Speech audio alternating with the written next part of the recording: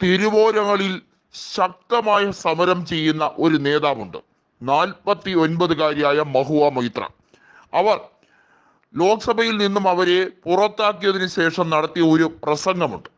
അത് തിരുവോരത്ത് നിന്ന് നടത്തിയ പ്രസംഗമാണ്. അതിൽ കൃത്യമായി തന്നെ പറയുന്നുണ്ട്, എനിക്ക് 49 വയസ്സായി, ഇനിയുള്ള 30 കൊല്ലം ഞാൻ ഈ കിരാത നടപടിക്കെതിരെ തെരുവിൽ ജനങ്ങളുടെ മധ്യത്തിൽ എല്ലായിടത്തും പ്രതിഷേധ സ്വരം നാട്ടും.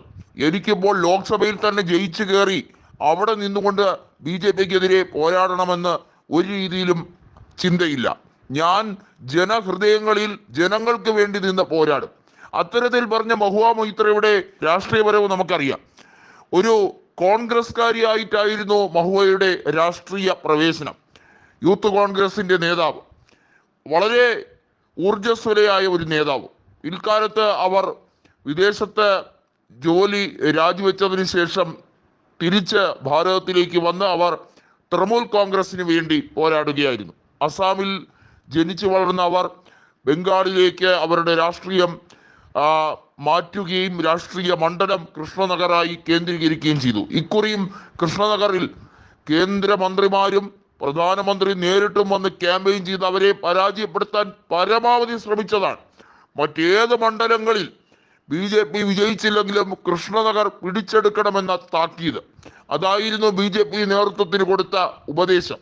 ദിലീപ് ഘോഷ് അടക്കം സുവേദു അധികാരി അടക്കം ഉള്ള നേതാക്കൾ കൃഷ്ണനഗർ കേന്ദ്രീകരിച്ച് വലിയ പ്രവർത്തനം നടത്തിയിട്ടും 58,000-ഓളം വോട്ടുകൾക്ക് അവർ കംഫോർട്ടബിളായി ജയിച്ചു കയറി എന്നുള്ളതാണ്.